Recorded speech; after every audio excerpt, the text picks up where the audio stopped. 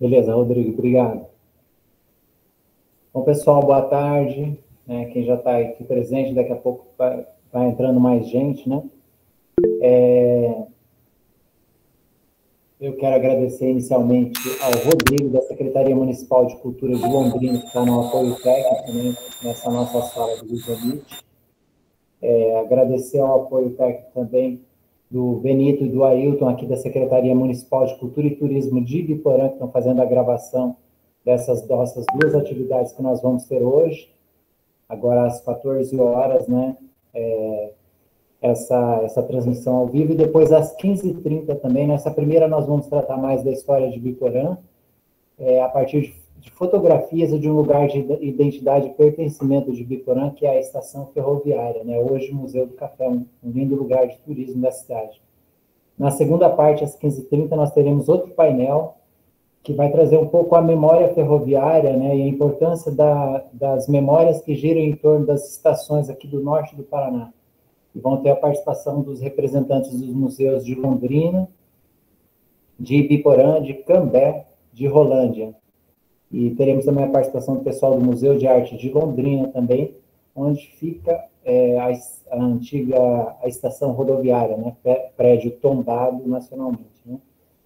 Então, dou as boas-vindas a todos vocês que estão aqui acompanhando essa nossa transmissão. Hoje, dia 18 de maio de 2022, é Dia Internacional dos Museus, né? E nós estamos na 20ª Semana Nacional de Museus. O tema esse ano é o poder dos museus. As atividades de hoje, pessoal, nós pensamos em função desse tema mesmo, o poder dos museus. O poder dos museus, apesar de, às vezes, terem pouco investimento, né, e não ter a valorização que deveriam, né, eles exercem um poder sobre nós, né, e eles têm uma grande atuação junto à educação, junto à cultura, né, e as estações ferroviárias, que são o tema de hoje, né, elas também exercem um poder de influência, um poder, assim, que toca as memórias, toca visualmente boa parte das pessoas, né. A 20ª Semana Nacional de Museus iniciou no dia 16, com várias atividades, algumas atividades online, né, como essa que nós estamos tendo aqui agora. Também visitas aos museus, espaços de arte, espaços de cultura da região, visitas presenciais, saraus musicais, né, e também algumas atividades na plataforma de museus lá e dentro do Museu Histórico de Londrina. Na segunda-feira, a equipe de museus aqui da região, né, tivemos uma visita conjunta junto com alunos, também estudantes de universidades, no museu, conhecendo os museus de Cambé, né, o Parque Histórico Danzigerhof, né, um trabalho que foi acompanhado e guiado pelo Eduardo Pavinato, também o Museu Municipal lá de Histórico de Cambé, e até o domingo teremos várias atividades, né, aqui na região durante essa Semana Nacional de Museus. Na nossa região, a participação nas ações reúne os museus de Cambé, Ibiporã, Rolândia e Londrina, além de instituições de ensino superior, a UEL, Universidade Estadual de Londrina, e o Centro Universitário Filadélfia Unifil, a quem nós agradecemos por toda a parte logística de sistema de inscrições, né, certificação da semana e organização das salas virtuais. A realização da Semana Nacional de Museus é do Museu de Arte de Londrina, Museu Histórico e de Artes de Ibiporã e Museu do Café de Ibiporã, de onde estou falando aqui aos senhores, Secretaria de Cultura e Turismo de Ibiporã, também o Museu Histórico de Cambé, Museu Histórico de Londrina, Padre Carlos Vaz, o Museu Municipal de Rolândia, a Unifil, o Projeto Educação Patrimonial e o Sesc Cadeião Cultural. Nós vamos iniciar, então, a atividade de hoje. Essa primeira atividade de quarta-feira é o encontro online História e Memórias de Ibiporã, a partir da estação de trem e o papel da ferrovia para o desenvolvimento da cidade e da nossa região, tendo como recorte o período da década de 1930 a 1960, período em que o transporte ferroviário foi mais predominante e prevaleceu economicamente aqui na região norte do Paraná. Vamos ter um bate-papo com o autor do livro A Cidade que Nasceu dos Trilhos, que sou eu, Jaime Castro, aqui, jornalista da Secretaria Municipal de Cultura e Turismo de Ibiporã, da área de museus, também coordenador de projetos de memória aqui do município. Esse livro aborda a construção da ferrovia como fator determinante para o desenvolvimento da cidade aqui de Ibiporã ao seu redor, e a fixação da estação de Ibiporã na mente dos moradores mais antigos como um lugar de pertencimento, um lugar de memória de Ibiporã. Ela foi identificada na pesquisa, né, que resultou nesse livro, que foi lançado esse ano pela editora da UEL, a Eduel.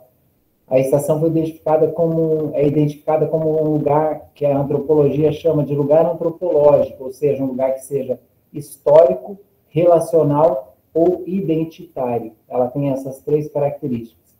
Serão comigo nesse bate-papo de hoje o professor doutor da Universidade Estadual de Londrina, Paulo César Boni, que é do mestrado em comunicação, pesquisador das áreas de fotografia e memória.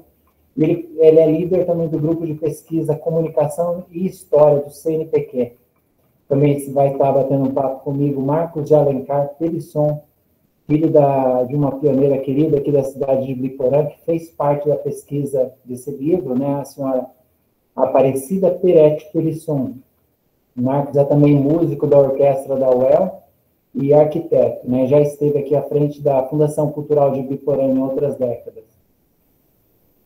E já convido todos que estão para permanecerem na sala quando a gente terminar esse momento, né, que vai até às 3h25 da tarde. Às 3h30 nós vamos iniciar, às 15h30, vamos iniciar o encontro online Os Museus em Antigas Estações Ferroviárias e as estações, seja elas desativadas ou as que foram restauradas, funcionando como lugares de memória.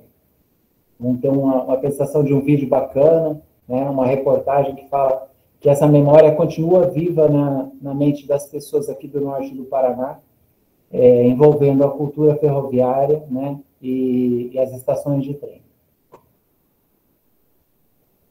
Vamos lá. Eu vou pedir para o Rodrigo colocar a apresentação, né, que eu vou fazer para vocês. No primeiro momento, eu vou apresentar alguns conceitos desse livro, né, o livro A Cidade que Nasceu dos Trilhos.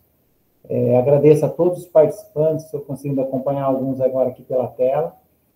Esse livro é resultado, né, primeiro eu fiz uma apresentação de uma pesquisa de mestrado na UEL, que foi desenvolvida entre 2013 e 2017, está aí na tela de vocês, né? Esse aqui era da apresentação, você vê, eu defendi essa dissertação em 2017, né? A pesquisa foi ao longo de uns 3 anos, né? Em que eu vim estudando um pouco da história de Ibiporã, que é a partir de documentos presentes no acervo do Museu Histórico de Artes, também depoimentos orais de pessoas, a partir do projeto que foi uma âncora fundamental dessa pesquisa, que é o projeto Contos e Causas, História Viva de Ibiporã, um projeto desenvolvido e idealizado aqui pelo ex-secretário de Cultura, Júlio Dutra. É um projeto riquíssimo, né, que eu coordenei a segunda parte dele, 6 volumes, né, que nós conseguimos captar entrevistas com mais de 160 pioneiros e filhos de pioneiros e apresentar a Prefeitura Municipal, que é a financiadora do projeto, a Secretaria Municipal de Cultura e Turismo, a realizadora, exibiam os resultados dessas entrevistas em sessões de cinema, né, de 20 em 20 pioneiros, né, com uma reunião das memórias mais interessantes, contos e causos, né. Então, a partir de muitas dessas histórias contadas por pioneiros é que surgiu a inspiração por qual um dos pontos, os locais que os pioneiros mais relatavam nas suas entrevistas quando eram indagados sobre a questão de memórias, espaços que os tocavam, né? Espaços de identidade, né? Era a estação ferroviária e a praça central da cidade, que fica em frente à matriz, né? Eram os pontos mais importantes nas suas memórias. Então, eu escolhi a estação ferroviária e toda a memória em torno da ferrovia, a ferrovia que atravessa aqui a cidade de Biporã, como tema dessa pesquisa. Rodrigo, você tem como colocar a capa? Aquela imagem lá da capa do livro?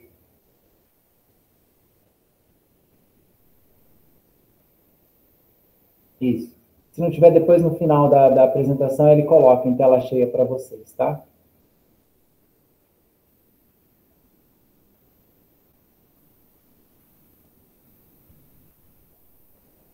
Bonitinho. Beleza. Aí aparece, então, vocês podem observar, né? O livro foi lançado agora no início de 2022, no mês de março, mas ele foi, digamos, publicado, né?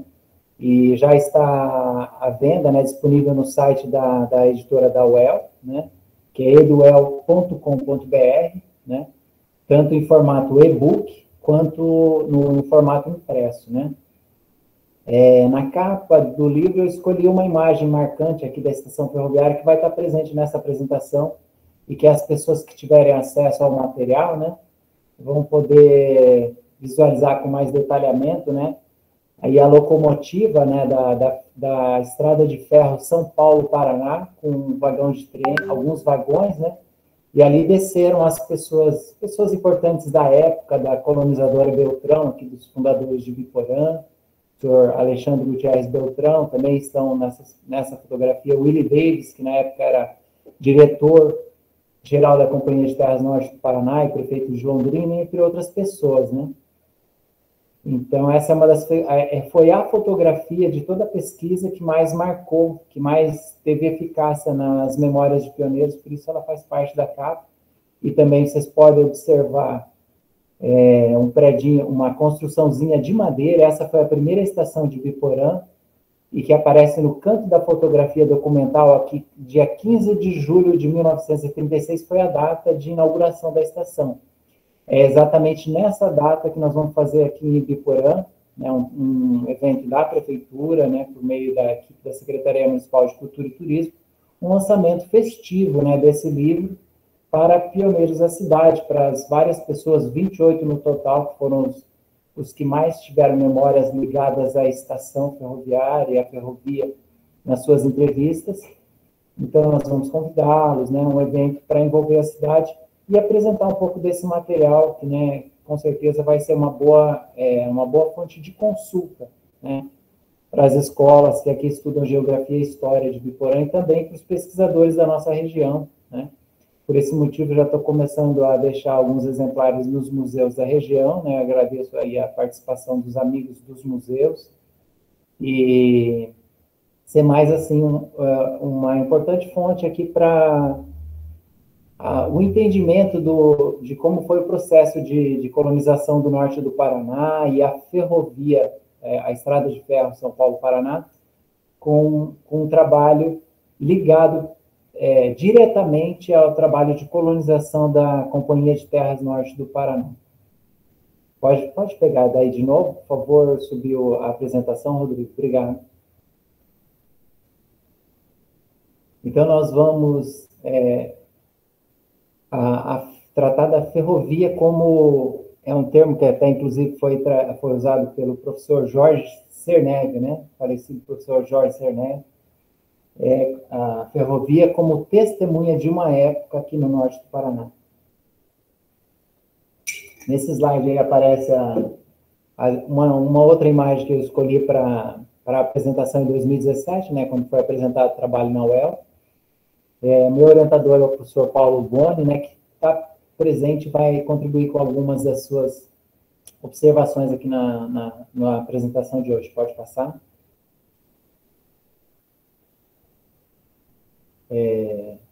Pode passar também.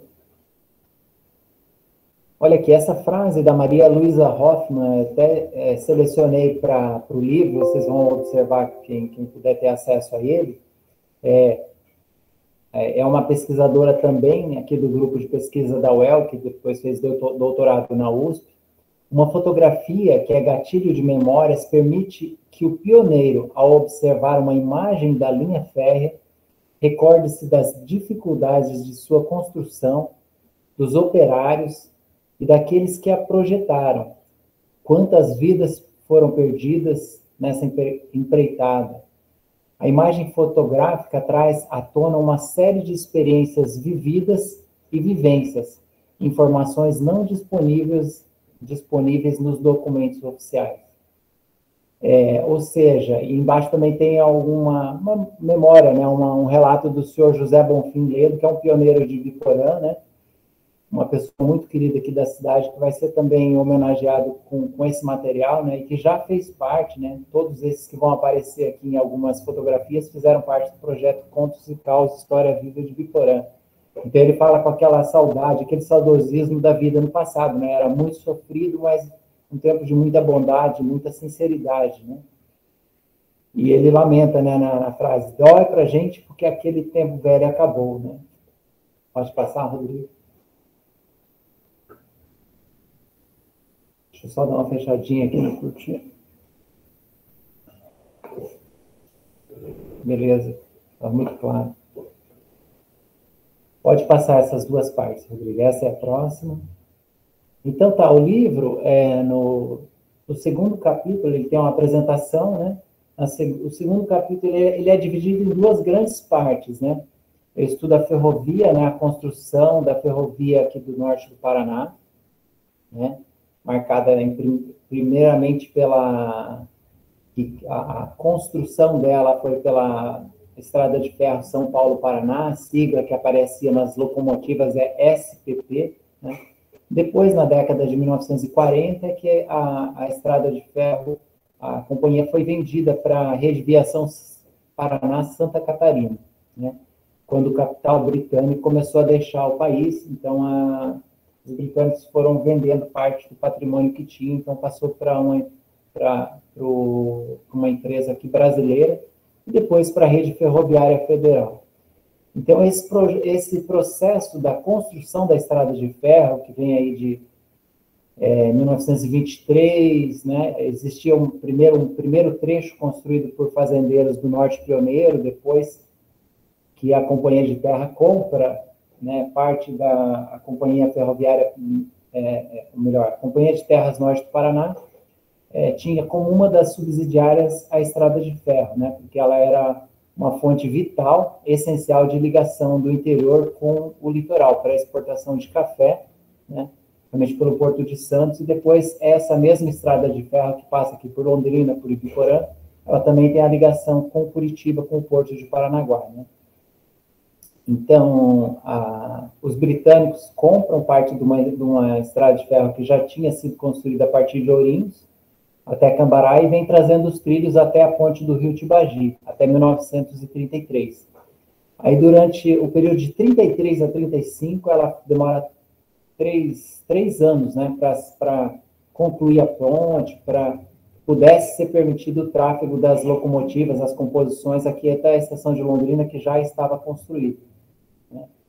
E tem uma pioneira aqui de Biporã, a senhora Laurinda Ferreira de Oliveira, também um autor da sociologia, Nelson Tomás, fazem menções à resistência de indígenas, né, nos caminhos da ferrovia. Havia aqui do lado esquerdo da margem do Rio Tibagi, que é o lado de Biporã, o antigo aldeamento São Pedro de Alcântara, né, que perdurou entre 1854 até 1870, onde trabalhou o famoso Frei Timóteo. Tá? Então, havia muitos indígenas também no início do século passado, no período da construção da ferrovia, que se opunham, né? Havia os relatos desses autores que eles se opunham à construção dos trilhos do Rio Tibagi para cá, em direção a Londrina. Então, que tocavam fogo nos dormentes durante a noite, né? Do trabalho que os operários haviam feito durante o dia. Que é algo totalmente compreensível, né? Então, esse capítulo que fala da ferrovia, ele traz mostra a importância que a ferrovia teve. Se fala, alguns autores assim dizem que o café foi uma espécie de mito fundador do norte do Paraná, e a ferrovia tem uma parte importante nesse papel, né?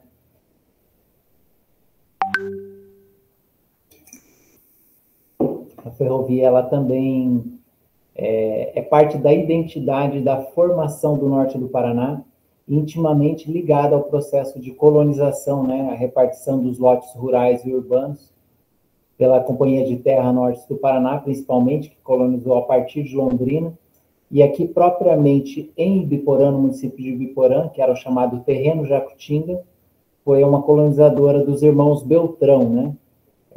A colonizadora Beltrão foi um sistema de colonização de pequenos lotes muito parecido com o da Companhia de Terras Norte do Paraná, mas foi uma outra empresa que cuidou desse território aqui, que era o antigo Terreno Jacutinga, antes de se chamar Ibiporã. Pode passar. Rodrigo. Bom, aí é um material que tem em um livro, né, que tem no Museu Histórico de Londrina, né,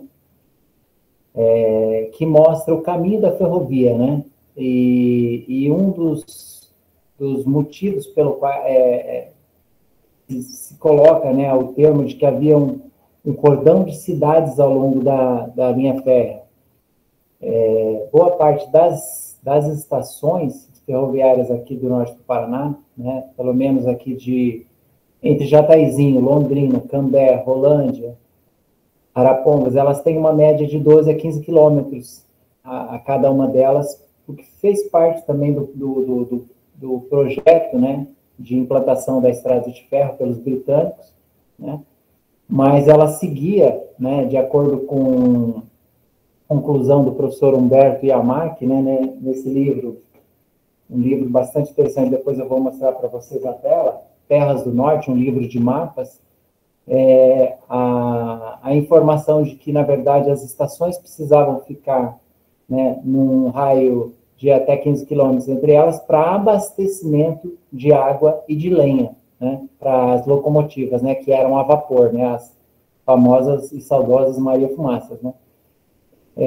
Até por esse motivo que o trecho entre a estação de Jataizinho e a de Biporã dá mais ou menos isso, 9 a 12 quilômetros, né? Depois a de Biporã até de Londrina, mais uns 15 quilômetros. Esses pontos de abastecimento de água e lenha. E no ponto em que Biporã foi um alto na ferrovia, né? Desenhada em 1932 pelo projeto dos britânicos, né? Inicialmente só tinha uma marcação de um alto, né? Que seria onde hoje está a cidade de Biporã e a estação ferroviária de Biporã. Ela foi inaugurada em 1936 como estação, né? Aquela construção de madeira, um ano depois de já ter sido inaugurada a estação de Londrina. Então se viu a necessidade de ter uma estação entre Londrina e a de Jataizinho, né? Por esse motivo, se instala a estação de Biporã tanto para transporte de passageiros quanto de cargas, né? Para receber também o transporte de cargas aqui da região de Sertanópolis, de Açaí, que embarcavam aqui na estação de Biporã. Pode passar, por favor, Rodrigo?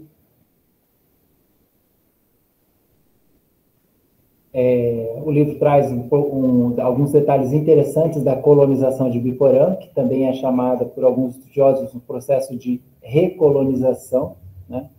Considerando que já havia, né, aldeias indígenas, né? Então essa é a chamada colonização das colonizadoras tradicionais, né? Que fizeram o trabalho de escrituração, né, de divisão dos lotes, né, tanto a Companhia de Terras quanto aqui a colonizadora Beltrão. O Alexandre Beltrão, que é um dos irmãos, né, irmão do Francisco Gutierrez Beltrão, que é inclusive o nome de município, o Alexandre foi o colonizador aqui de Biporã, né, o fundador de Biporã, e antes, né, o livro traz alguns desses detalhes de um livro testemunhal que o Alexandre Beltrão escreveu em 1980 e que não foi publicado, né? detalhes de levantamentos que ele fez como engenheiro para a Companhia de Terras Norte do Paraná, antes da vinda da famosa caravana, né, para a fundação da cidade de Londrina, em 1929. Ele fez alguns levantamentos topográficos, né, e de outras naturezas, entre 1925 e 28. Aí eu também trago alguns documentos que se fala do terreno Jacutinga, né, e explico algumas diferenças entre o Francisco Jair Beltrão, né, que ficava mais em Curitiba, né, um homem ligado ao governo, né, e ele era o titular da colonizadora, e o Alexandre, que foi o que formou, que iniciou todo o processo de colonização aqui em Ibiporã. Pode passar, por favor, Rodrigo. Aqui algumas fotos do início da colonização de Ibiporã, né? A estrada do Guarani, de 1936, todas essas fotografias aqui de 1936. Essa aqui é a ponte de madeira da estrada que liga, né, mas é uma estrada diferente, atualmente asfaltada, né, e outro trecho, a de Ibiporã a Sertanópolis, né?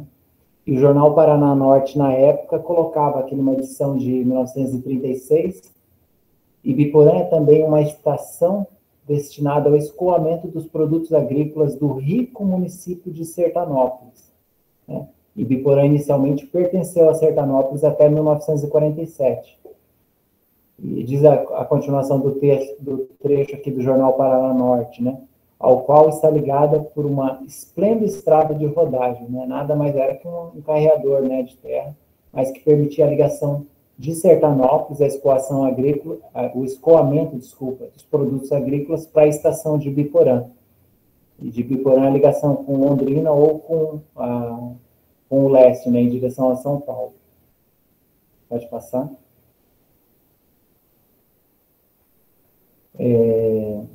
Eu trago também essa informação, né, a estação ferroviária como marco inicial de Ibiporã. Né? Aí aquela fotografia que está presente na capa do livro, a chegada da primeira locomotiva na estaçãozinha de Madeira, né, em 15 de julho de 1936. E aqui do lado direito, né, a fotografia mais posada, né, com algumas das autoridades importantes daquela ocasião, né, naquele 15 de julho de 36. Aqui à esquerda, Humberto Puigari Coutinho, né, que era o dono do jornal Paraná Norte, né, alguns engenheiros, agrimensores da Companhia Beltrão, de chapéu aqui, aquele característico chapéuzinho arredondado no centro da foto, de terno branco, o senhor Willie Davis, né, na época prefeito de Londrina, e outras pessoas, né, na verdade foi uma inauguração que não teve, assim, muitas pessoas, porque Ibiporã praticamente não existia como vila, né? Essa estação que aparece aqui na fotografia foi o primeiro prédio público de... Pode passar, por favor. Então, o projeto Contos e Causos, né, na minha pesquisa, eu já disse inicialmente, 160 pessoas, né? Foram 8 volumes de DVD Books, né? Eu ouvi depois, fui reduzindo, né, a amostragem para 28 pessoas, né? Pioneiros que tinham narrativas mais interessantes, né, e ricas sobre a estação de trem. E, ao final, né, tivemos que fazer uma redução para 8 nomes, 8 pessoas, né, porque muitos, até que seria muito importante que pudessem estar presentes, né, na fase de apresentação de fotografias, né, que foram selecionadas aqui, para que eles falassem sobre essas fotografias e trouxessem nova luz à história oficial, né, por meio da narrativa. Alguns deles haviam falecido, então a gente teve que fazer algumas substituições e diminuir o tamanho da amostragem. Pode passar? Aí as 8 pessoas selecionadas na fase final, que eu fiz várias entrevistas com gravador e também com vídeo, né, com uso de vídeo, pode passar. Agora vai ter a imagem desses pioneiros, né, o filho de pioneiros de Ibiporã, a quem eu já homenageio nesse livro e destaco, né, e um livro que traz muitas memórias interessantes, né, divertidas para a linguagem escrita. Eu procurei guardar a riqueza oral dos depoimentos, né. Aqui à esquerda, essas idades que aparecem aqui são a idade que essas pessoas tinham na ocasião das entrevistas, né, em 2015 e 2016. À esquerda, a senhora Aparecida Peretti Pelisson, né, que é mãe do Marcos, que está presente conosco aqui na sala.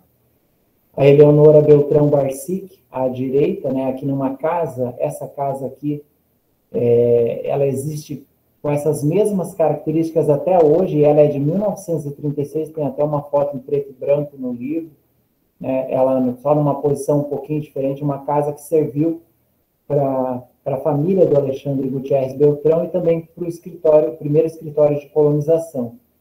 Abaixo aqui à esquerda, o senhor João Ibrahim Zaqueu, né, que faleceu, a dona Aparecida Pelisson também faleceu recentemente.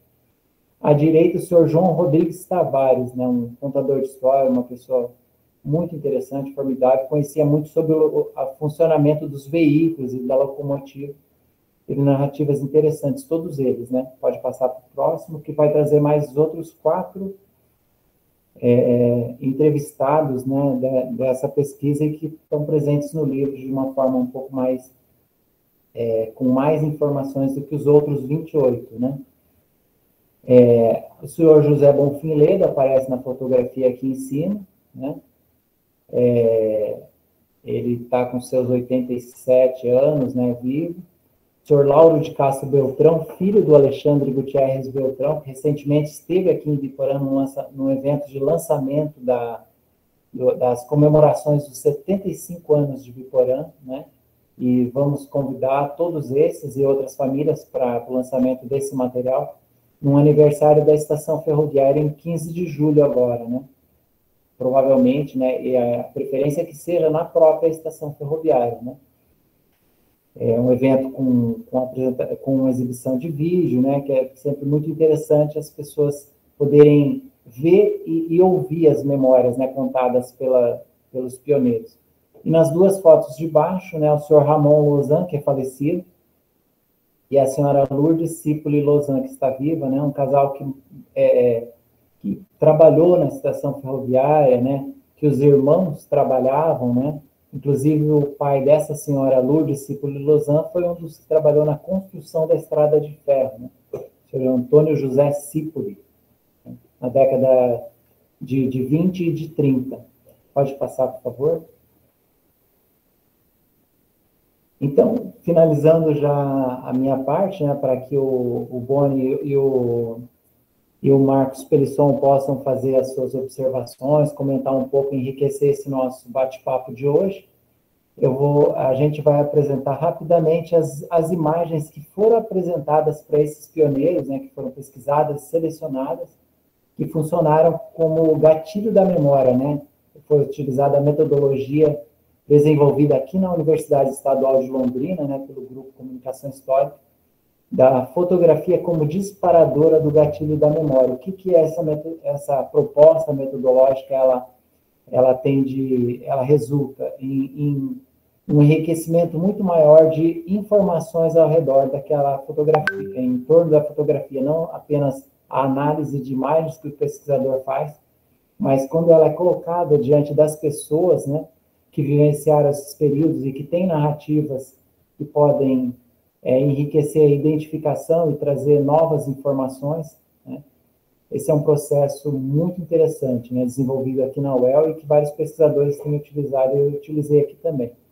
Então, aqui uma foto da estação, antes um pouquinho de ser inaugurada, em junho de 36, pode passar para a próxima.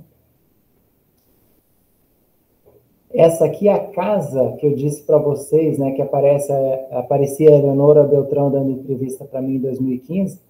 Nessa fotografia aqui estão ali o Alexandre Gutierrez Beltrão, pai dela, o Lauro de Castro Beltrão, meu irmão, que hoje está com seus 90 anos. Eles aparecem aqui nessa varanda bonita aqui. Então, essa casa da esquerda, ela existe até hoje aqui no Jardim Beltrão, em Ibiporã. Pode passar.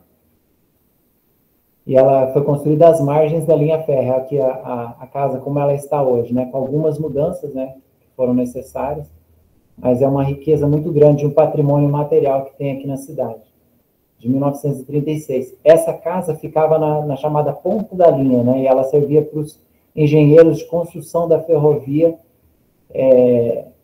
e os outros técnicos da época, né, para se instalarem à medida em que os trilhos vinham acompanhando, né, vinha sendo acompanhada a construção dos trilhos até Londrina. Pode passar. Aqui, momentos antes também da inauguração, em julho de 36, essa foto, ela apresenta aqui um trolinho ferroviário que era manejado à mão pelos operários, né? Então, boa parte dessas pessoas entrevistadas, eles foram trazendo informações que eles observavam como funcionavam esses equipamentos, né, manuais, ferramentas também, porque trabalhavam ao redor da ferrovia, muitos deles. Ou viviam ali em torno da estação ferroviária e observavam esse trabalho dos peões. Pode passar. Aquela fotografia da capa do livro, né, a mais rica, né, de informações. Essa fotografia foi captada pelo José Giuliani, que tem boa parte do acervo dele no Museu Histórico de Londrina, né, e eu também peguei essa fotografia do acervo da família Beltrão, aqui em Biporã, que ela só não tem o crédito do fotógrafo, mas é da mesma ocasião, e que faz parte dos álbuns da companhia Beltrão. Pode passar? Pode passar também. Aqui, essa é a próxima fotografia, aparecem as pessoas já na década de 40, né? 46, 45, aguardando, né? São as pessoas, os meninos que trabalhavam, carregavam malas para os viajantes, né? As pessoas comprando bilhetes de passagens, né? Eu acho que vai ter umas próximas fotografias, pode passar, Rodrigo, caixotes e malas, né? Aqui, caixotes, que eram os espaços para destinação de mercadorias, ou que iriam ter que embarcar no trem, né, nos vagões, ou então que havia se desembarcado e ficava nesse armazém aguardando que as pessoas buscassem, né? Aqui é a estação, né, o ponto de bilhete de passagem, o sino que toda a estação tinha, né? O toque do sino é algo marcante, né, na cultura do trem. E ali à direita aparece um antigo armazém da estação. Pode passar. O próximo vai aparecer o movimento de cargas, olha ali. Boa parte das mercadorias industrializadas vinham em caixotes, né? E daqui, da região de Biporã, de Londrina, ia boa parte das mercadorias, do material bruto, né? Café, principalmente cereais, feijão, milho, né? E em Biporã tem um ponto interessante também, que era um embarcadouro de bois, né, da região aqui toda. Então, as gaiolas de bois carregavam a boiada para ser abatida no interior de São Paulo, carregavam aqui na estação de Biporã. Pode passar. Aí, várias pessoas num dia festivo, em volta da locomotiva, né, a locomotiva estava parada. Essa fotografia do acervo do primeiro agente da estação de Biporã, chamado João Barreto. João Barreto é o nome de uma rua aqui em Biporã que passa ao lado da estação, né, ainda hoje. Aí, aqui é a última fotografia desse portfólio, que aparecia a locomotiva a vapor, a Maria Fumaça, né, que é uma máquina com caldeira, uma máquina a vapor. Depois, as próximas, eu acho que já vai aparecer a locomotiva a óleo, as que existem até hoje. Pode passar. Aqui o prédio da estação de alvenaria, construído em 1952, é o prédio atual de Biporã, a única construção aqui do município, tombada pelo patrimônio histórico estadual. Essa estação é hoje Museu do Café, um espaço de turismo e de memória. Pode passar, por favor. Isso, a estação de outro lado, aparece ali um vagão de gaiola, né, que carregava boiado, carregava bois, né, vivos, né, era carga viva. Do lado direito é uma gaiola, né? Então, e aqui a locomotiva já a óleo, né? Mais moderna. Essa fotografia é de 1954. Uma família ali desembarcando, né? Com tantas famílias usavam as estações aqui como forma de transporte de passageiros. E também esses trens conduziam em algumas, tanto pessoas em vagões de passageiros, mas muitos eram mistos, também transportavam vagões de carga. Pode passar? Isso, essa é a última. E aqui o estado em que está a estação de Biporã hoje, né? Ela aqui, uma fotografia à esquerda, né? Aparece aqui, acho que o ex-secretário Júlio Dutra, né, um assessor parlamentar, e essa estação ela conseguiu recursos, né, o município conseguiu recursos de um projeto bem apresentado ao governo federal para restauração, né, e manutenção das suas características originais, mas tem uma seção de uso, né, do patrimônio da União para utilização aqui como museu, né, como espaço cultural, e ao redor, dentro do pátio ferroviário, existem outras construções também, que servem para assistência social, a educação, né, e a Secretaria de Cultura. Então, se tornou um espaço bastante utilizado da cidade e revitalizou aquela região da cidade de Ibiporã, né? Aqui é um café, né, com pioneiros aqui na estação, igual nós vamos ter na sexta-feira aqui uma atividade presencial aqui, vai ser uma tarde de memórias, um café com lembranças na estação. A gente vai reunir o pessoal aí na plataforma do outro lado, servir um café e oferecer, um grupo de idosos vai cantar e tal. Vai ter uma atividade recreativa e de convivência agradável, né? Porque boa parte do período ela é mais só visitada na sua exposição permanente. Então é isso, pessoal. Agradeço a atenção de vocês, tal. Peço que o Rodrigo feche a apresentação para a participação dos nossos convidados, tá? Desde já eu peço desculpa para o Paulo Boni. Acho que deve estar aberto já o microfone do Paulo César Boni ali e do Marcos de Alencar Pelisson. Estão os dois aqui na sala conosco. Pode abrir as câmeras de vocês, por favor. E eu passo a bola. Boni gostaria de começar a falar um pouquinho, e depois o Marcos, né? O Marcos está se protegendo do frio. Obrigado pela presença. O Marcos fica mais pode falar sobre a questão das memórias, né? E essa homenagem que nós buscamos fazer, né? A riqueza que foi trazida, né? Com as memórias de pioneiros, como a mãe dele, a Dona Aparecida, que é de duas famílias muito importantes da cidade, né? Peretti e Pelisson. Por favor, Boni. Obrigado. Oi, boa tarde a todos. Obrigado também a todos pela presença.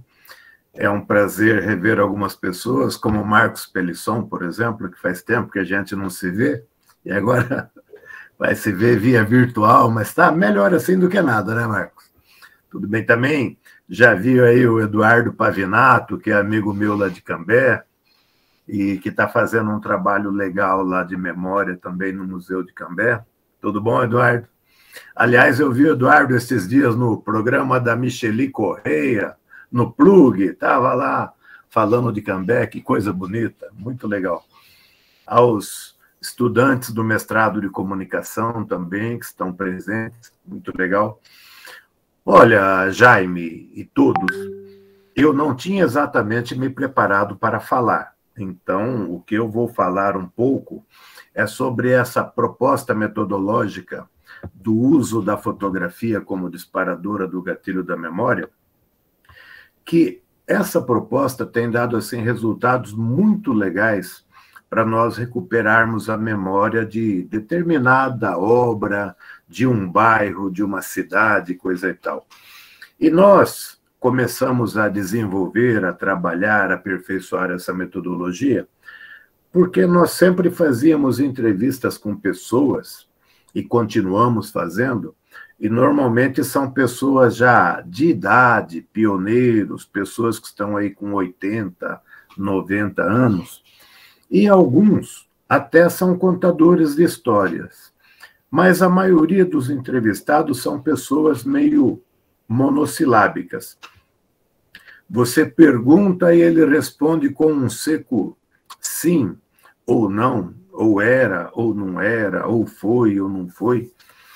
E nós começamos a observar que, de vez em quando, nós levávamos uma fotografia e aí mostrávamos essa fotografia para a pessoa, e nossa, a pessoa olhava para a fotografia e começava a acordar algumas lembranças que estavam adormecidas na mente, né, algumas informações que estavam latentes, depositadas lá em um lugar do cérebro quietinha, o sujeito começava a lembrar-se disso tudo. Então, por exemplo, nessa exposição que o Jaime fez, e que mostrou a fotografia daquelas autoridades que estiveram lá presentes na inauguração da estação, que estava lá o prefeito Willie Davis, que estava o jornalista Coutinho, que estava mais algumas pessoas.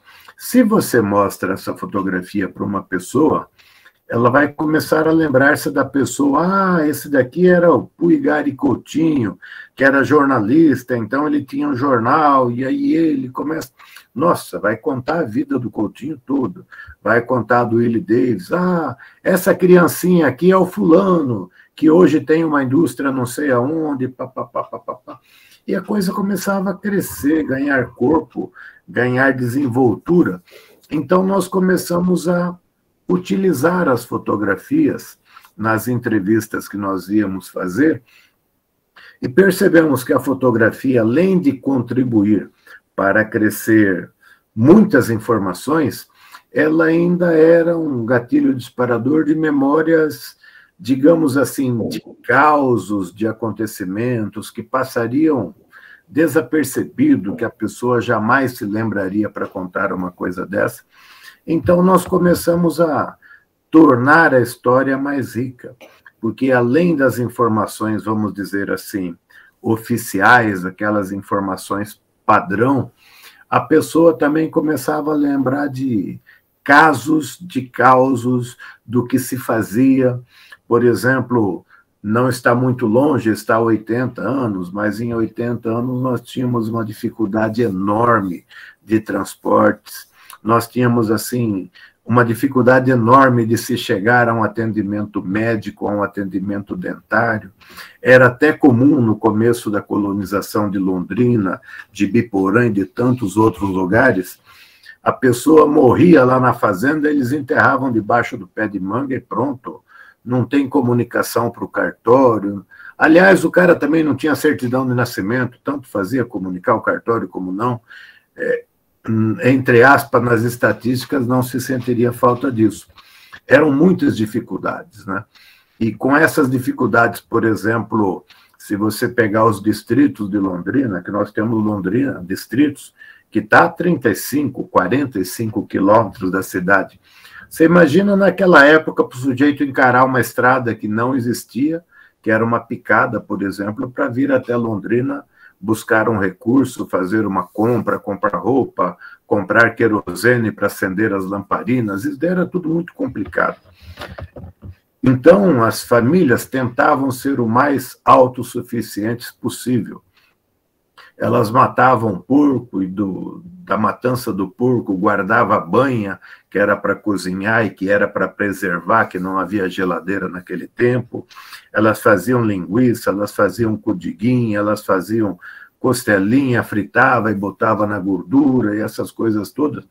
E também, se houvesse vizinho, eles distribuíam parte disso para os vizinhos, o mesmo quando fazia pão, o mesmo quando fazia pamonha, essas coisas todas. Para você ter uma aguinha para beber, para cozinhar, para tomar banho, era lá no poço, meu caro. Você tinha que ir lá no poço jogar o balde e puxar o balde para você ter um pouquinho de...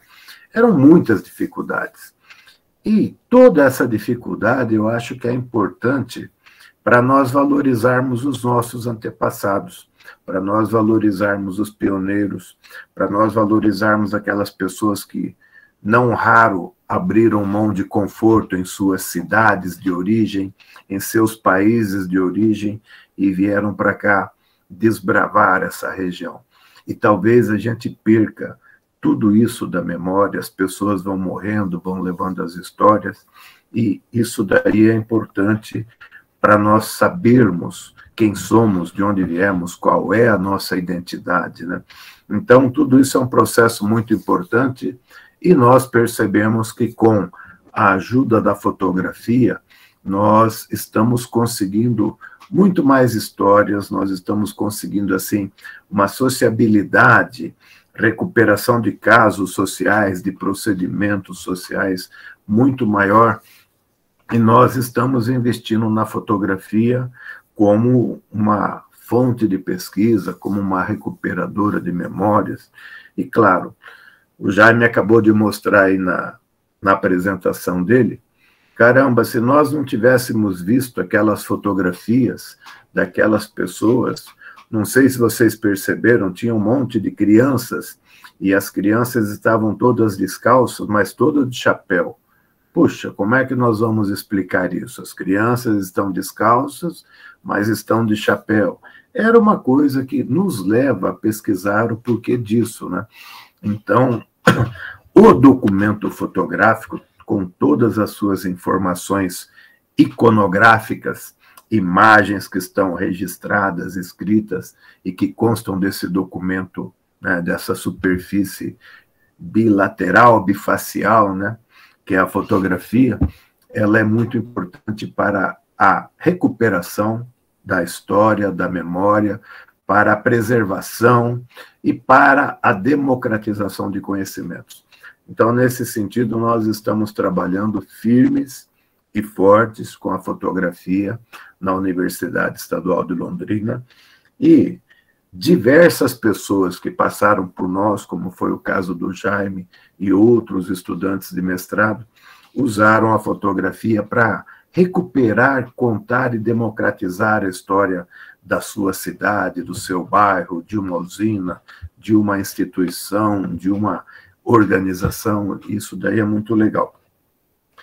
Mas eu também queria fazer uma fala, talvez eu não encontre as palavras mais adequadas, porque eu me atropelo um pouco, mas a fala é de agradecimento e de ressaltar todo o trabalho que o Jaime fez aí na Prefeitura de Biporã, porque, caramba, a cada um ano, que é uma coisa dificílima, ele me manda um livro de presente. Um é das capelas de Biporã, outro é da culinária de Biporã, outro...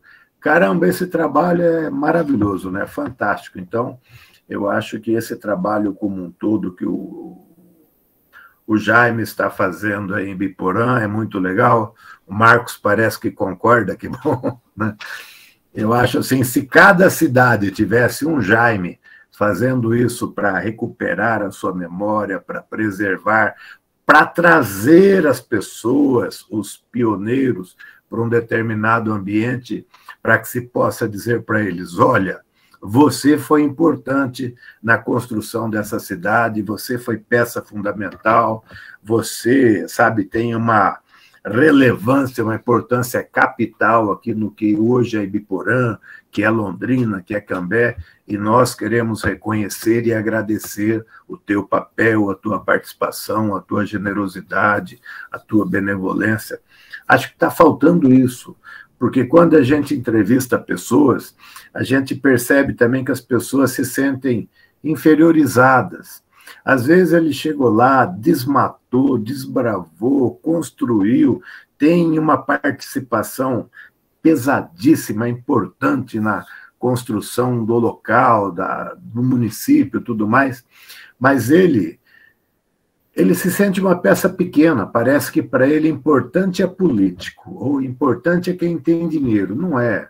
Importante é o cara que é agente construtor, agente transformador da história, e essas pessoas às vezes se sentem inferiorizadas. Você vai entrevistar, vai conversar, você percebe que o sujeito timidamente responde alguma coisa. Então eu acho que nós tínhamos que buscar também essas pessoas, e isso eu estou vendo ser feito em Ibiporã, e vanglorio muito esse trabalho. Nós tínhamos que buscar essas pessoas e nós tínhamos que dizer para eles, vocês foram e vocês são muito importantes para a consolidação do nosso município. E esse trabalho que o Jaime fez mais diretamente com a UEL, do qual resultou esse livro, que está muito bonito, está um livro belíssimo, e principalmente está um livro com muitas informações, e com muitas informações novas, porque normalmente a gente estuda a história do norte do Paraná, o ponto de partida é a Companhia de Terras Norte do Paraná, por aí tudo, mas a gente pouco sabia da colonizadora Beltrão, a gente pouco sabia da história de Biporã, e nesse sentido tem muitas informações novas, informações relevantes, pertinentes, e eu acho que esse livro mereceria ganhar assim uma dimensão maior do que normalmente a gente faz, que infelizmente, livros na nossa cultura, no dia do lançamento, você vende lá 50, 100 exemplares, e depois disso as vendas esfriam, as pessoas param de ter esse documento importante na mão. Então, eu acho que, se houver uma possibilidade, eu sugiro que seja feito todo um trabalho de circulação, de distribuição desse livro para museus, para bibliotecas, para institutos de pesquisa, para centros de estudos, para que as pessoas possam ter também essas importantes informações sobre o nascimento e crescimento de uma cidade, e antes de se tornar cidade, sobre a colonizadora Beltrão, né, e todas as etapas de colonização, de vinda de pessoas para cá e tudo mais. Nesse sentido, eu fico muito agradecido ao Jaime, muito orgulhoso por ter sido meu orientando no mestrado e ter feito um trabalho tão bom, e agradeço ao Jaime e a todos a possibilidade de estar presente aqui e participar, mesmo sem nenhum preparo, dessa conversa virtual. Muito obrigado. Imagina. Eu que agradeço, nós que agradecemos, Boni, pela a participação, né? Você que é um lutador das causas que identificam a fotografia como um fator de identidade do norte do Paraná, né? O Boni, para quem não conhece, é coordenador também daqueles projetos interessantes de recuperação da história de Londrina, documentação da história de Londrina por meio da fotografia, e realiza concursos com uma série de fotógrafos, participa, isso já há 20 anos. Então, é um entusiasta da fotografia, né, e da história do Norte do Paraná. Muito obrigado, Boni. Marcos, é com você. Muito obrigado pela participação. Marcos de Alencar Pelisson, filho da nossa saudosa senhora Aparecida, né, do seu Orlando Pelisson. Fique à vontade. Olá, vou saudar meus queridos amigos, o Boni, o Jaime e todos que estão participando desse encontro, muito inédito para mim, muito prazeroso. Eu já começo agradecendo, enaltecendo também o trabalho do nosso amigo Jaime, que tem feito a diferença aí, trazendo para Ibiporã um trabalho que a gente não é fácil, acredito que o Boni e os demais concordem comigo, não é fácil no interior ter uma estrutura como hoje tem em Ibiporã, eu tenho certeza, graças a um trabalho sistemático, muito bem conduzido pelo Jaime, né? Claro que tem também houve trabalho de outras pessoas que também foram construindo, mas sem dúvida ele ganhou impulso e uma força de sistematização com o Jaime, né? E eu fico surpreso porque eu nasci em Ibiporã, daí participei de tantos movimentos, eventos e processos culturais, e sei da dificuldade que é realmente você sistematizar um trabalho, etc., como arquiteto, e também passei pela fundação como diretor nos anos 90, né? E a gente sabe como é difícil, não tem recurso para nada, principalmente para memória, é uma coisa complicadíssima, né? Principalmente no Brasil, né? A gente vê aqui o Museu Padre Carlos Vaz, graças a Deus tem a Sociedade de Amigos, que se não fosse a sociedade também não sei como seria, as dificuldades dos museus aqui de Londrina, né? Como o Museu de Arte de Londrina, que agora também não sei em que estágio que está, mas parece que está enfrentando algumas dificuldades e outros e tal. E a gente vê que, apesar disso tudo, né, Ibiporã vai construindo museus e vai nadando, é uma coisa impressionante. Eu mesmo, como cidadão aí, moro em Londrina, mas sou cidadão ibiporense, porque voto aí, tem meu título de eleitor aí, eu fico abismado realmente, porque sei das dificuldades, né? E quando elas são superadas de uma maneira assim, amorosa, com vigor, né? Como acontece, é uma coisa que a gente tem que cantar em verso e prosa, e saudar mesmo, e parabenizar, e incentivar, e eu tenho sempre procurado fazer isso na medida do possível, presencialmente, inclusive.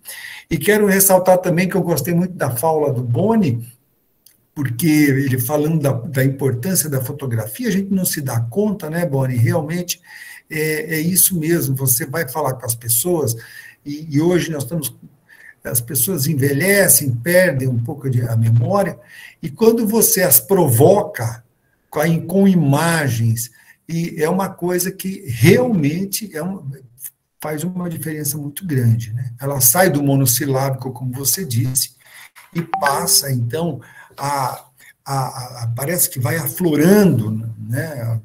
E uma coisa traz a outra, por associação, evidentemente. Então, muito legal a sua fala, isso me chamou a atenção para outros aspectos também, memoriais, né?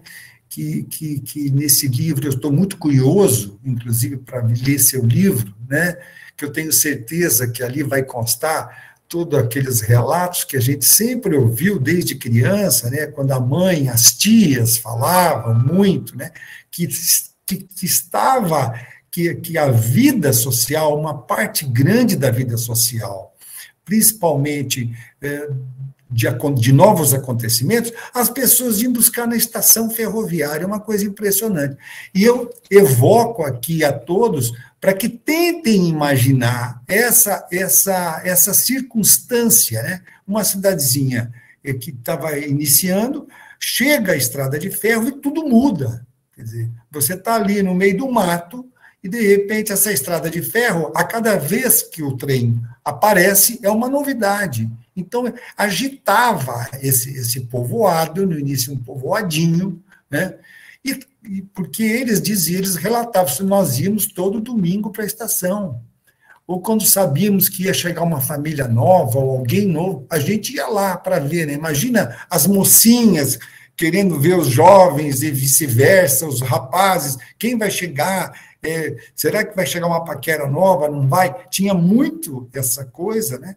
E aquilo foi chegando e chegava aos borbotões, né? Muita gente e tal. Então, aquilo, imaginem a efervescência que, a partir dos anos aí que foi implantada a ferrovia, em 35, né? De 35 a 40 e acho que até 50, né? Essa efervescência, mas não só em Biporã, eu acho que em todas as cidades por onde esse cordão que você bem falou aí, que mostrou, né, no mapa, Bibilarapão, uma coisa maluca, né, que você, talvez isso exista, não sei se existe uma comparação hoje, talvez no Mato Grosso, mas não sei, não saberia dizer, talvez quando se desbravou lá, Tocantins, etc., Brasília, acho que movimentos, eu não tenho parâmetros assim para imaginar, mas eu tento aqui fazer um exercício de imaginação, né, vivendo aquela situação ali com uma precariedade enorme, mas tendo essa efervescência, esse estímulo da chegada de novas pessoas e famílias de origens variadas, né, chegando e enriquecendo essa cidade e construindo a trama das relações, né? E entre tudo isso, lógico, vai chegando os costumes também, os japoneses, os descendentes de italianos, os descendentes de portugueses, né? As famílias também, né? De negros, etc., que vinham, né? Do Rio, do Nordeste, né? Então,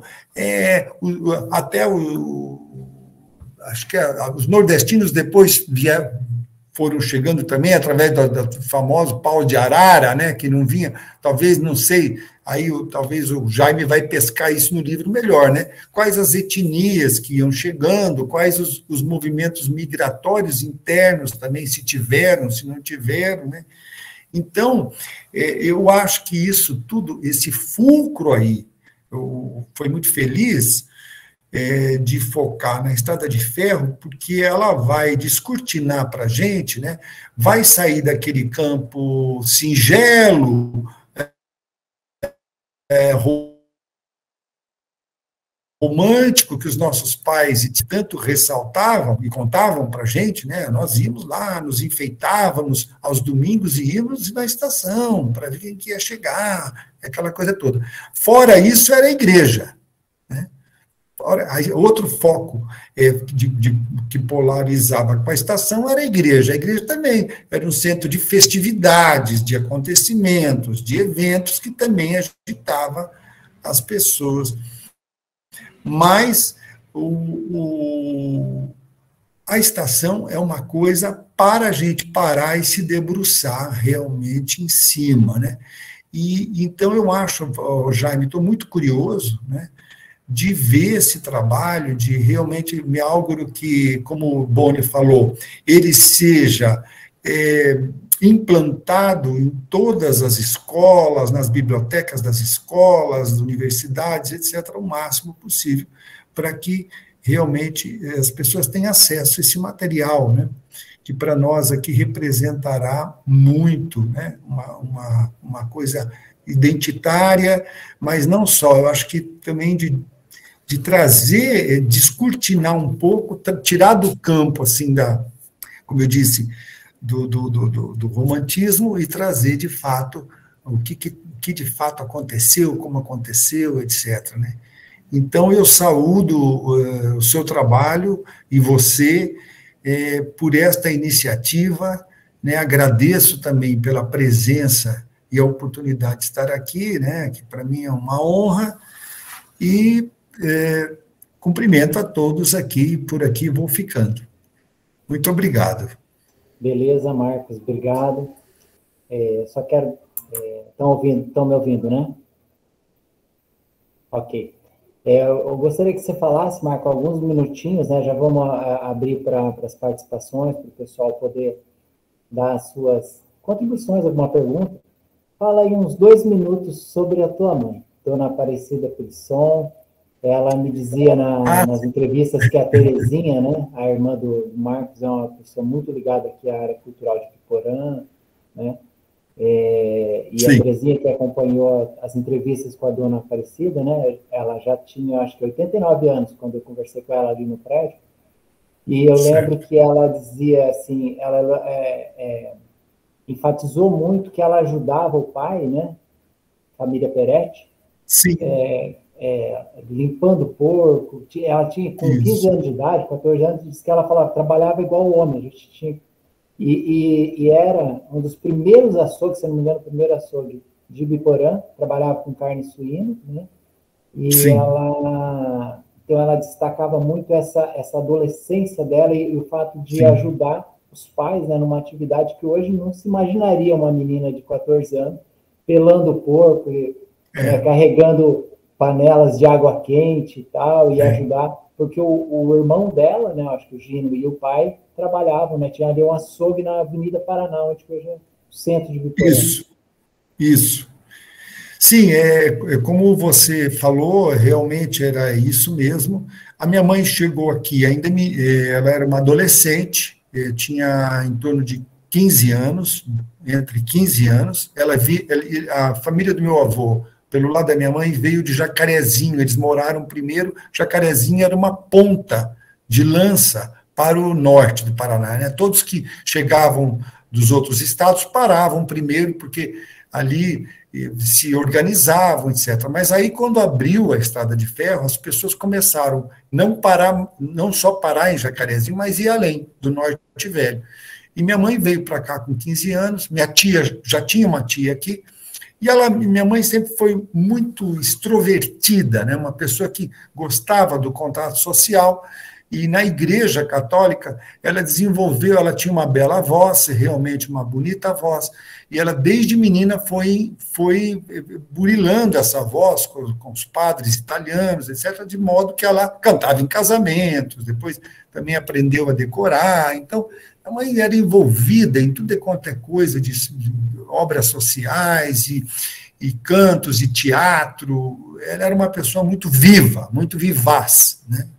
E não tinha limites, assim, para essa vida social dela, né?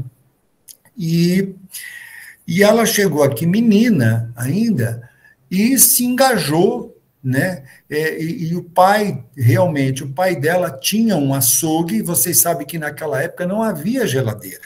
Então, tudo que se abatia tinha que ser vendido dali, vamos dizer, a 24, no máximo 48 horas, porque não tinha como conservar aquilo, né? Isso ela falava também. Mas eles tinham que acordar muito de madrugada, às 4 da manhã, para realmente, quando chegasse na hora da abertura do negócio, do açougue, as coisas já estavam lá, prontas, né? A carne destrichada, o toicinho desfeito, papapá. E aí eles faziam, como o Boni falou mesmo, do porco se aproveitava tudo, tudo, tudo, tudo, tudo. Então, ele tinha um açougue ali, e minha mãe ajudava mesmo com essa idade aí, ela era um serviço pesado, realmente um serviço pesado, né? Mas era o sistema do colono italiano, ou seja, as famílias tinham muitos filhos para também ajudar nos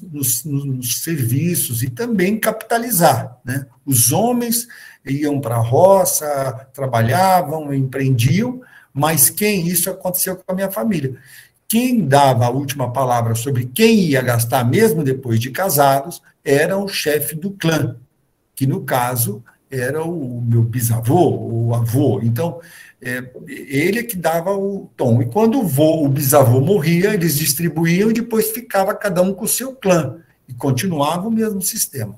Então, eles vieram para cá mais ou menos com esse tipo, mas aqui já se desfez um pouco essa questão, né? De que as pessoas casavam e permaneciam junto, né? Salvo algumas exceções. No caso do meu pai, por exemplo, meu pai, depois de casado, permaneceu trabalhando com meus avós, né?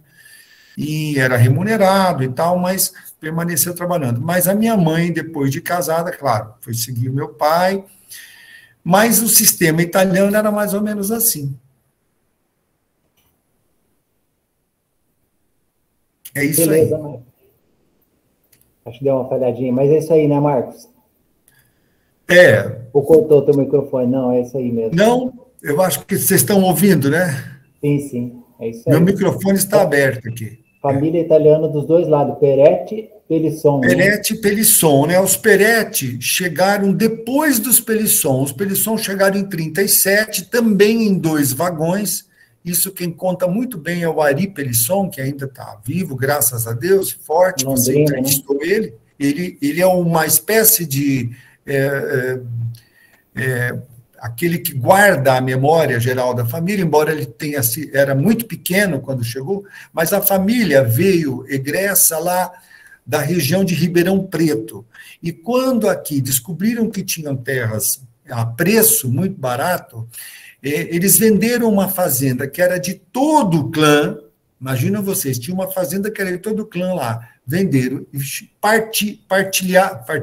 repartiram esse recurso, alugaram 2 vagões de trem e vieram toda a família em 2 vagões de trem, imagina vocês. Aí chegaram aqui e já com terras, aí repartiram e cada um comprou sua terra e tal, e começaram a trabalhar na lavoura, né? Foi mais ou menos isso. Os Pelisson. Os Peretti, meu avô já veio já com intenção de se estabelecer na cidade e tal, né? Porque ele já morava na cidade, em Jacarezinho, né? Beleza. Então tá jóia. Obrigado, Marcos. Nada. Obrigado a todos aí, todo o pessoal que está acompanhando essa primeira mesa, né? Esse primeiro painel sobre a estação ferroviária, né? Logo aqui na sequência, a partir das 15h30, nós vamos ter o segundo painel, que vão ter a participação dos nossos colegas dos museus aí de Londrina, Cambé, Rolândia, tá? A secretária municipal de Cultura e Turismo de Rolândia está em contato comigo pelo WhatsApp, já vou dar uma olhadinha no recado dela.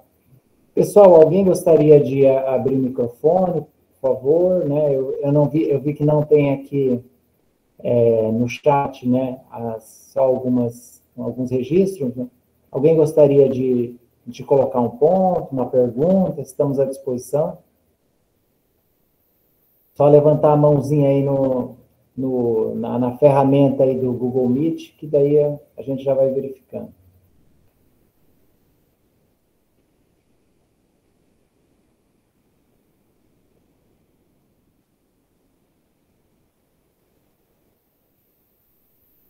Jaqueline. Deixa eu fazer aqui vou dar uma passada rapidinho, tem algumas pessoas que entraram e saíram. Vamos verificar aqui quem está presente. A Edmeia levantou a mão. Oi, Edmeia. Fique à vontade, por favor. Diretora do Museu Histórico de Londrina.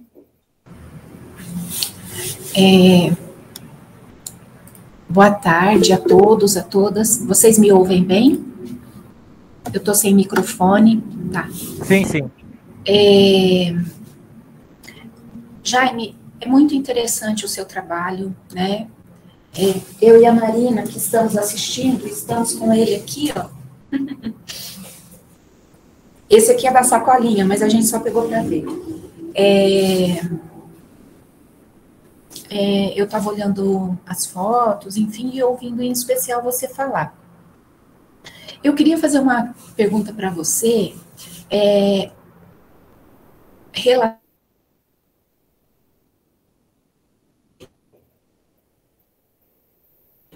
seu coração, o que eu gostaria de perguntar para você é se por acaso você chegou a problematizar o conceito de pioneiro, né? Porque aqui no Museu Histórico, na história, né? Na história, e aqui é um museu histórico, a gente vem da história, né? A gente vem há tempos questionando um pouco o entendimento de pioneiro que se tem, né? Que está vinculado com a questão, o conceito está vinculado com a questão daquelas pessoas que vieram e se constituíram, né, economicamente, ou se constituíram enquanto referências de poder. Então, eu gostaria de saber de você se você trabalhou, como você trabalhou e as escolhas, né, que você fez para a entrevista e tudo mais, se perpassou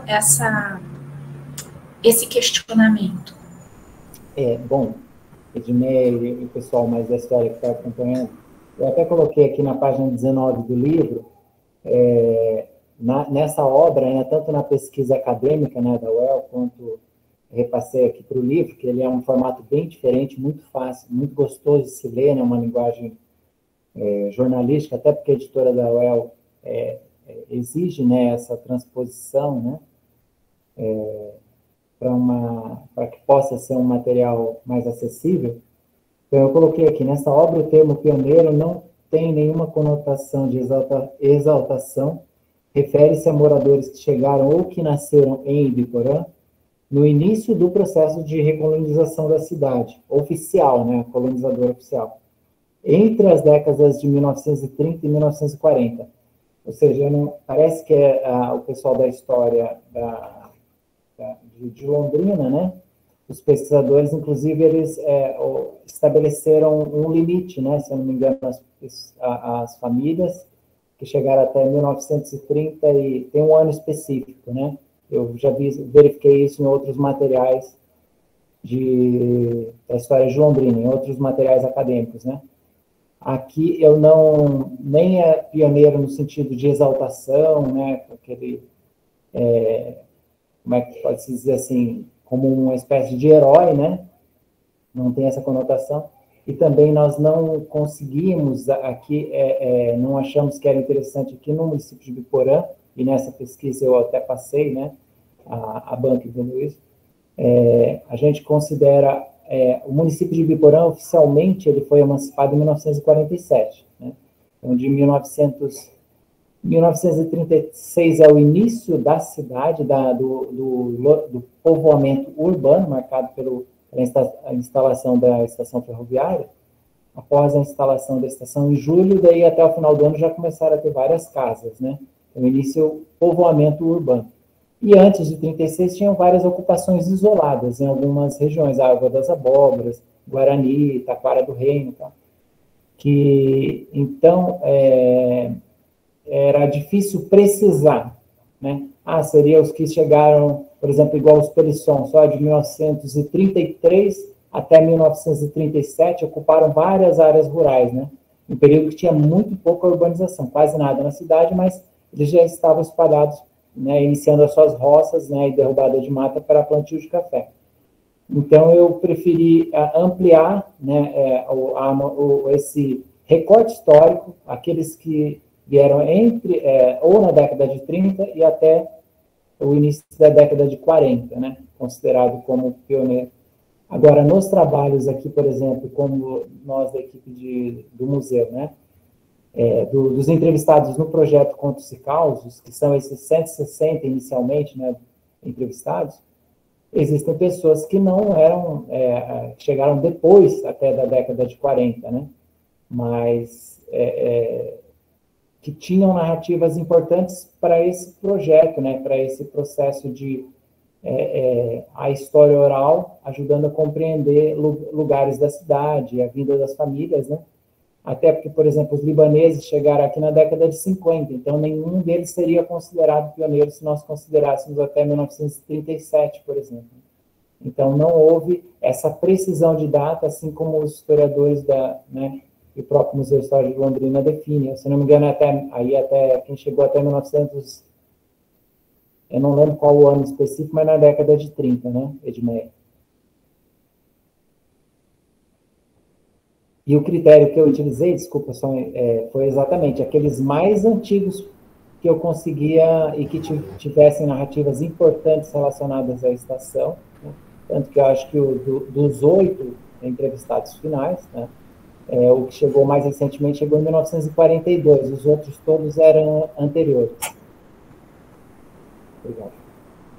Eu nem pergunto em relação a até quando vai ou serve o conceito de pioneiro, né?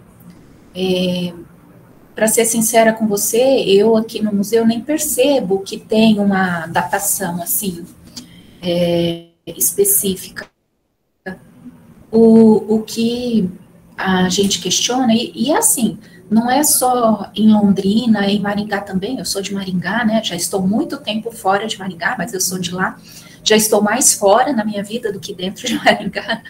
Mas é essa questão mesmo, né, vinculado a quem deixa o nome, né, dá nome à rua, assim que a gente conversa aqui, às vezes, a pessoa fala assim, eu vim também com meu pai, a gente é pioneiro, mas o nome não aparece, né, não aparece na rua, dando nome à rua, não aparece em outros